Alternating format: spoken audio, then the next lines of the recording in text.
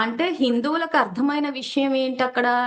మనిషి పోయిన తర్వాత వేసుకోవాల్సిన విషయం, మనిషి పోయాక తెలుసుకోవాల్సిన విషయం, అప్పుడు వినాల్సిన విషయం అని. కానీ ఎప్పుడు వినాలి? అర్జునుడు విషాదంలో ఉన్నప్పుడు చెప్పాడు. అసలు ముందే విని జాగ్రత్తలు తీసుకుంటే అసలు విషాదమే రాదు జీవితంలో. కానీ మన విషయాల్లో పడిపోయి మర్చిపోయాము. సరే విషాదంలో ఉన్నప్పుడు ఆయన తలుచుకున్నాడు. అర్జున విషాద యోగం అన్నాడు. విషాదంలో భగవంతుని తలుచుకున్నాడు కాబట్టి విషాద యోగం అయింది. కాబట్టి అప్పుడు జ్ఞానాన్ని ఇచ్చాడు వెంటనే. ఏదో ఇంతకాలం నువ్వు నన్ను పట్టించుకోలేదు కాబట్టి ఇప్పుడు ఎందుకు వచ్చావు అంటే నీ అవసరం ఉంటేనే వస్తావా అని చెప్పేసి ఈ రకంగా మాట్లాడలేదు తండ్రి అవుతాడు కాబట్టి పిల్లలు ఎప్పుడు ఆయనని కాంటాక్ట్ చేసినా ఆయన స్పందిస్తాడు. కానీ ఏ రకంగా స్పందిస్తాడన్న విషయమే ఇప్పుడు మనకు అర్థం కావాలి. సో బతికున్నప్పుడు తెలుసుకోవాల్సిన విషయం భగవద్గీత. పోయిన తర్వాత ఘంటసాల క్యాసెట్ వేసుకోవడం కాదు.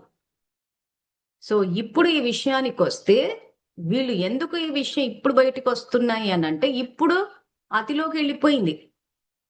అధర్మం అతిలోకి వెళ్ళిపోయి దుఃఖంలో ఉండిపోయి ఇంకా చాలా విపత్తులు వచ్చేదో ఆల్రెడీ వచ్చేస్తూనే ఉన్నాయి. కానీ ఇప్పుడు కరోనా వచ్చింది ఎవరైనా రియలైజ్ అయ్యారా?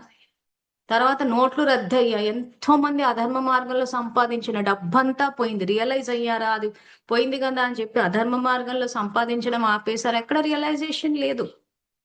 సో ఎవరో రియలైజ్ అవ్వలేదు, గుర్తించలేదు కదా అని చెప్పేసి మనము వాళ్ళని చూసి మనం ఇంకా అలాగే కూర్చుండిపోవద్దు. మన చేసుకున్న పుణ్యానికి ఈ రోజు మన వరకు వచ్చింది కాబట్టి మనం ఏం చెయ్యాలి ఇప్పుడు అన్నదే ఇప్పుడు మనం తెలుసుకుంటున్న ఈ Bhagavad Gita practical life series. So ఇక్కడ వీళ్ళు ముందే రాశారు దీన్ని ఏమంటే మహామాయ శక్తి వల్ల భూమిపై అజ్ఞాత వ్యాధులు వ్యాపిస్తాయి.